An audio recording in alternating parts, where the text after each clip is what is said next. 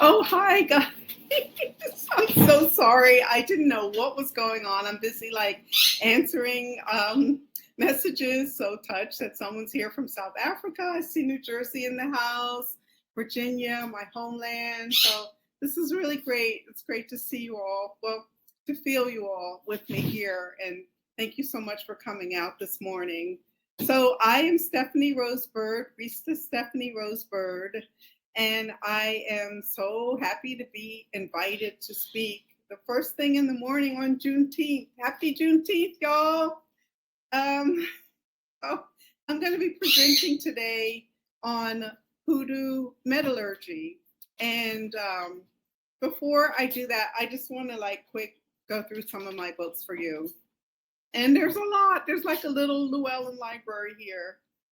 Here is 365 Days of Hoodoo, wherein you will find a lot of the information I'm talking about today.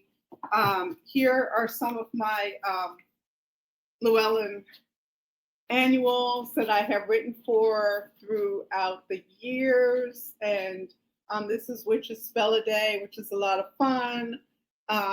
Witch's Companion, which is more like opinion pieces and things like that, and Magical Almanac. I also sometimes have written for Herbal Almanac.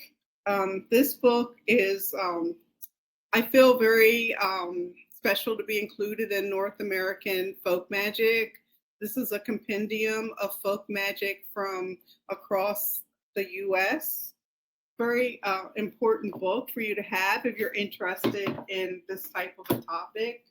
Then my first book, Sticks, Stones, Roots, and Bones, that some of you might be familiar with. And then Four Seasons of Mojo, which came directly after it.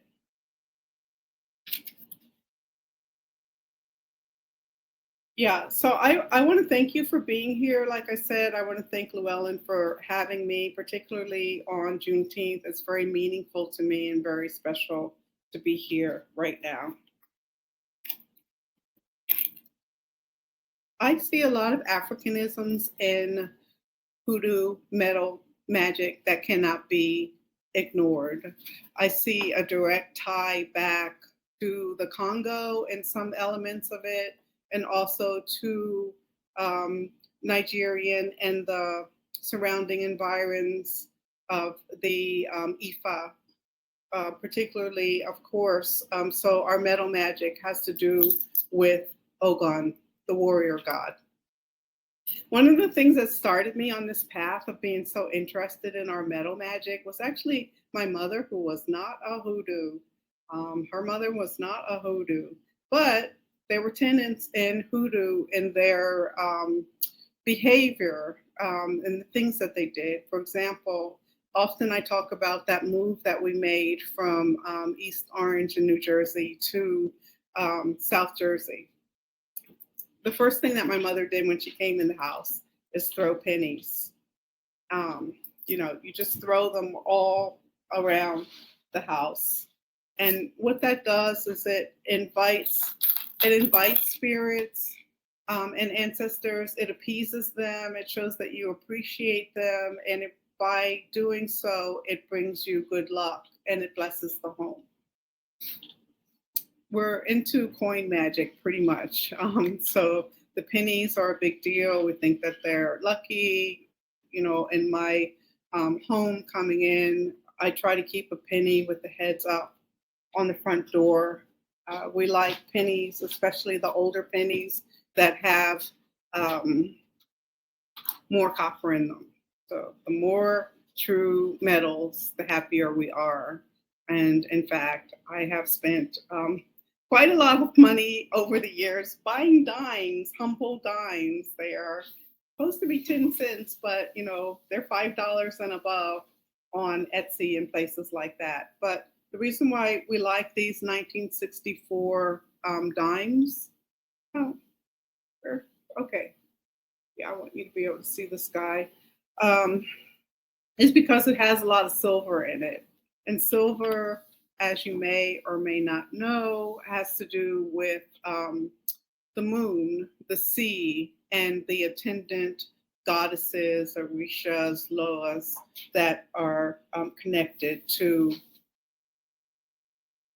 to silver. So silver and salt particularly are important in hoodoo. And so we will take this dime and tie it off on the ankle. That's Louisiana, kind of an old way. Also put it in the mojo bag. I'm looking over at my mojo bag just to make sure she didn't sneak away. She's still there. So that's good. Speaking of which, this is, so my mojo bag, this isn't it. It's inside of here. And so inside of here, I have the dime. I have lodestones, which are a he and a she that I talk about in Stick Stones, Roots and Bones. Lodestone is not a true metal. It's more of a magnet. And we feed it with magnetic sand to activate it. So lodestones are for drawing magic. We are in Hoodoo very involved with drawing magic, so drawing things to us and holding it. And I don't like for people to be able to see or touch my mojo bag. So I put it inside of a protective bag or sack that I can hang from my body. Mainly, I keep it just really close to me as I'm sleeping because I believe in the power of dreams, and I also think that it protects me, and I need that. So lodestones go in here. The dime would go in here, and then you would feed it with magnetic sand, and also everything that I'm showing you right now, I have fed with my Florida water. That's what they requested. That's what I did. Traditionally, you feed things with Hoyt's cologne. Hoyt's, both of these are really old time hoodoo formulas. We took them over. I mean, they were just meant to be colognes. And this one's from 1868. Other one is, I believe, from the early 1900s, Florida water. So, yeah. Another thing that we like a lot is pyrite. We call it fool's gold. Remember, all that glitters is not gold. This is, but it's glittering for you today, I see.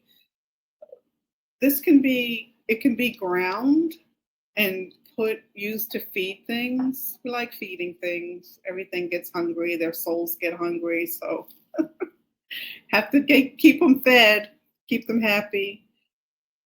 This is for prosperity and abundance magic. So you would want to have some fool's gold in your toolkit, in your hoodoo toolkit. And again, it's sort of like sympathetic magic because it's golden, but we can afford it. It's not gold, but it seems to be a big hunk that represents gold. So then I want to show you one of my favorite luck charms. I really actually, I love horses. I used to ride a lot when I was young. And back in the olden times, people used to be able to, hoodoos, for example, could walk around and find, they didn't have to buy online these horseshoes, my horseshoe. And you notice that, like, so when they would grab them off the ground, they grab it like this to pull up the luck and make sure to keep it cupped. It is, there are two schools of thought on this. Some people think that if the prongs are down, it's going to draw luck.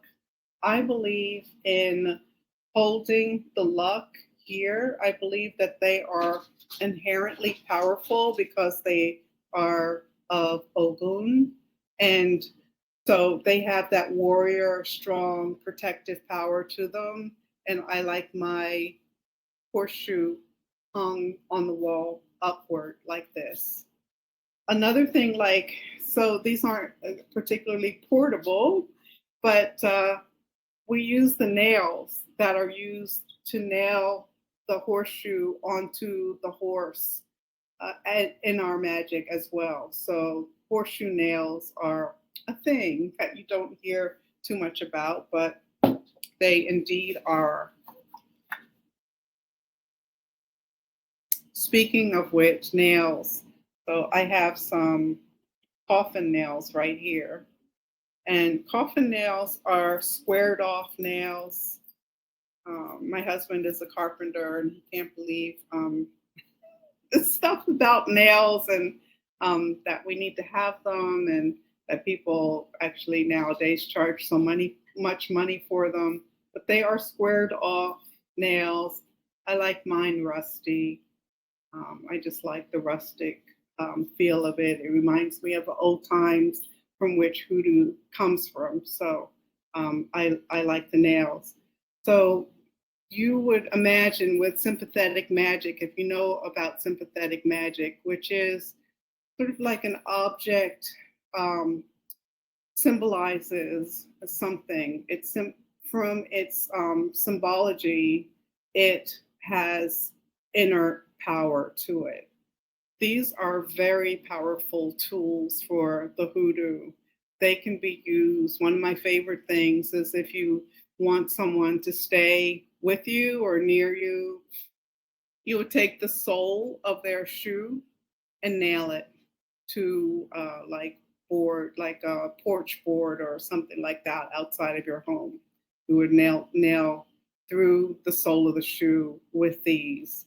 That's like one of the older formulas that I have found that the original hoodoos did with coffin nails. What else? They're used for protection, obviously. They're used for binding magic. They are powerful, and as such, they are used for good and sometimes so good.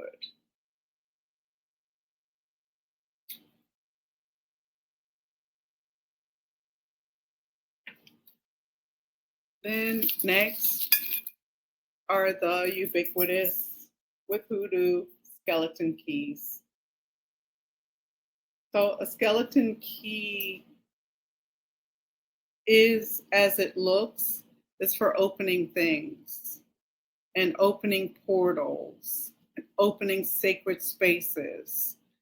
They are for, because of the metal aspect, protection in your home, protection of your altar, also to help the most powerful person in your um, practice. If you have like a group ceremony, they will open the way for you. They will, yeah, opening the way is another very important aspect of hoodoo. So we need keys. We need skeleton keys for that. And I breezed through this so quickly, much more quickly than I thought I would. So I think I was thinking about the last 10 minutes answering questions as it is. So what kind of questions do you have for me?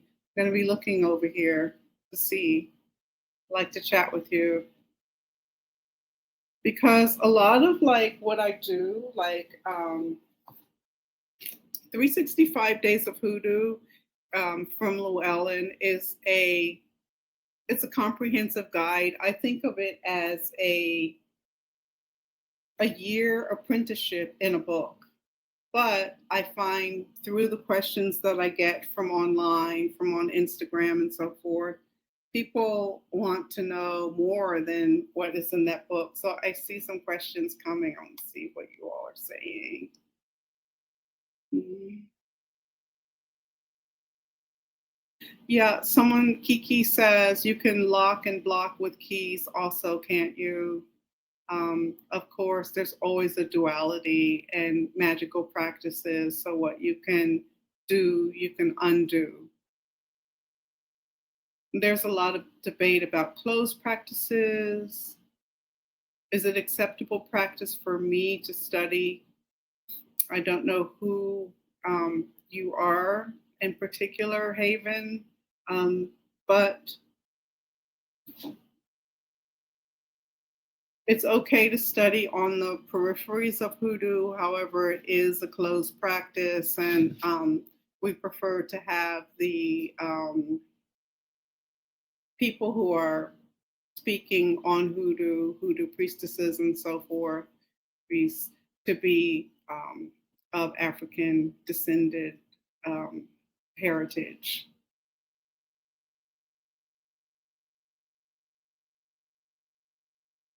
Why is Florida water important? It's a sacred water that it has multiple purposes to it. For example, you can bless with it. You can use it in protection. You can use it to close off. Like after I finish a reading, for example, I will wash my hands with it and clap, and I feel that I have closed and capped off that energy, and I'm ready to move on with the day.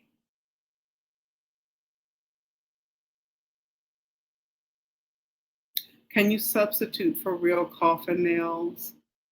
Yes. I mean, I think that we don't you don't know unless you are with the supplier what actually has been done. I imagine that some people use filing and things like that to make them appear squared off, whereas they were regular nails.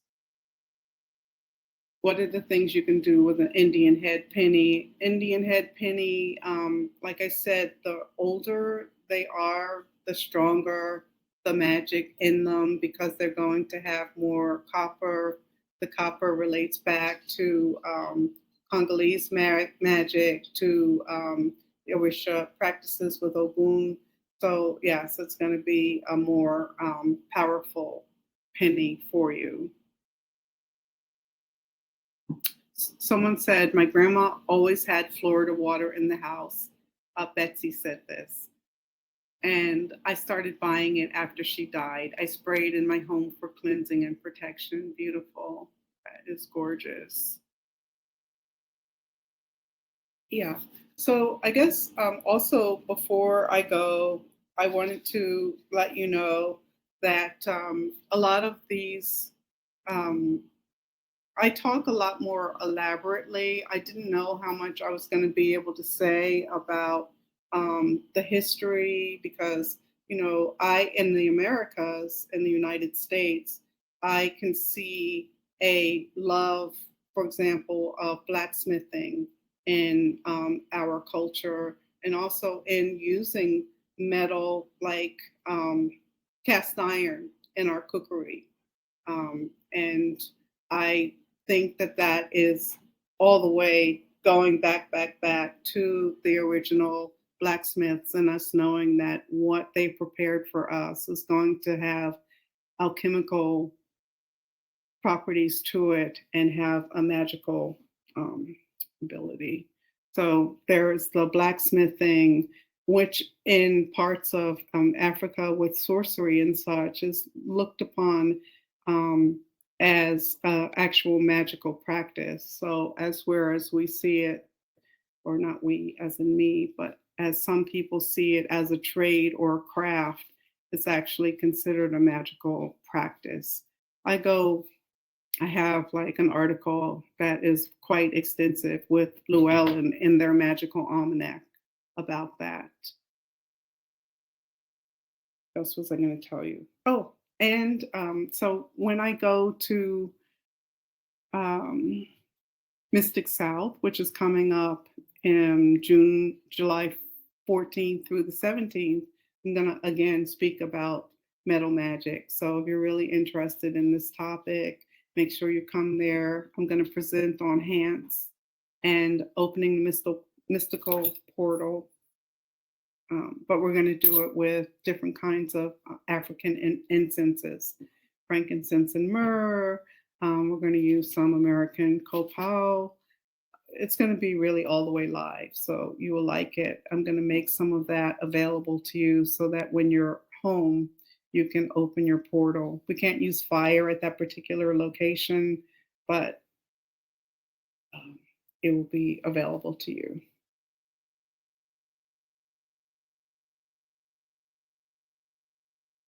Okay, what do you recommend as a good intro book to history of hoodoo for a white and rather ignorant person?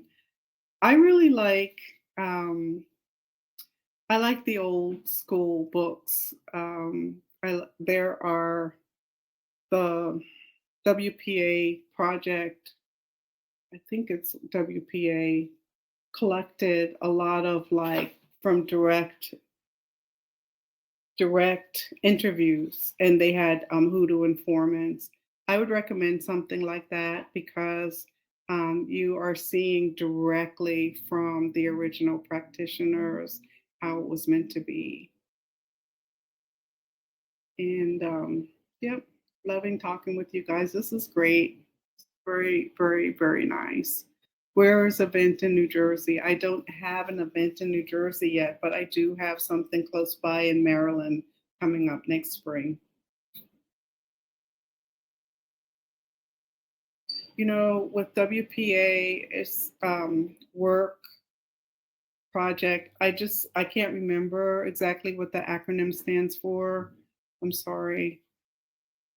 Soil is everything. I mean, we use like graveyard dirt, which is something that I again will talk a lot about in here because it is useful for multiple things. It's very potent, and depending on where you draw it from and how you draw it, it has even more potency to it.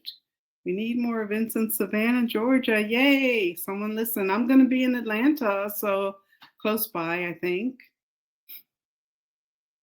Thank you guys so much. I'm enjoying this so much. I like my little bag of these. These are very, very cool. And I can just feel that they hold, I can feel what they're holding. So soon enough, they're going to be tucked away in here. Some people ask me, one of the things that people ask that I think is really legitimate is I used to, like in my earlier books, I would give a lot of suppliers names and contact information. I don't do that anymore because, oh my gosh, one person I was dealing with was all the way off the hook and she tried to, anyway, um, I won't go onto the dark side, but let's just say because you are magical people, trust yourself. What I do recommend is going onto Etsy where there are makers and where there are hundreds of different magical suppliers. Go there. You can look on Instagram.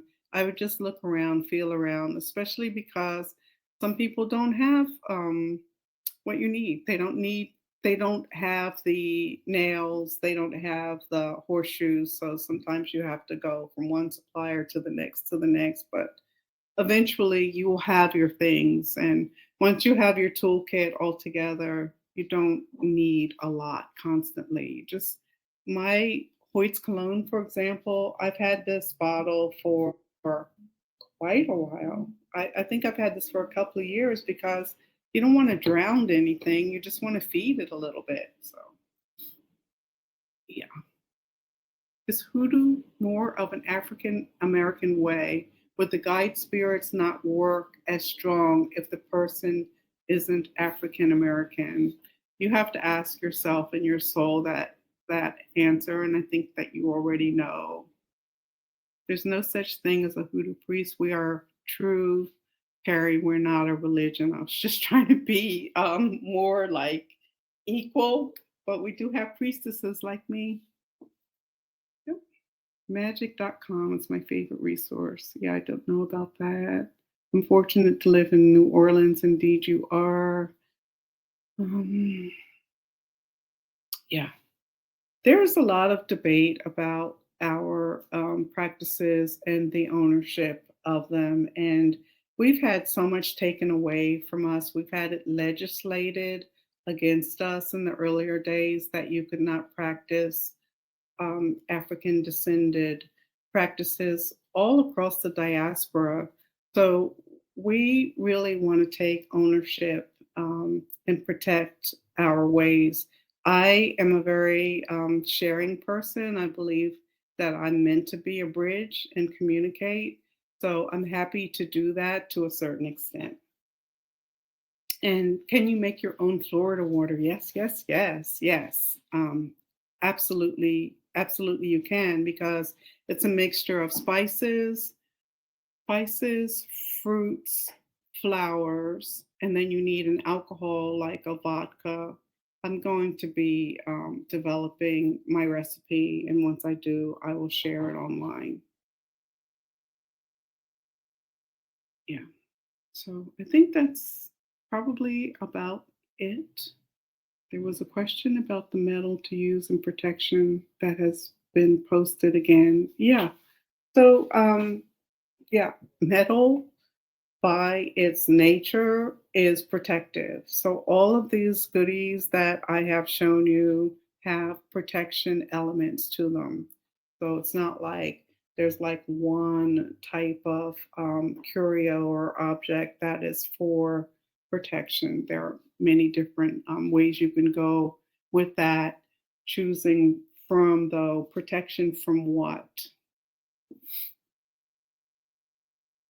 Thank you guys.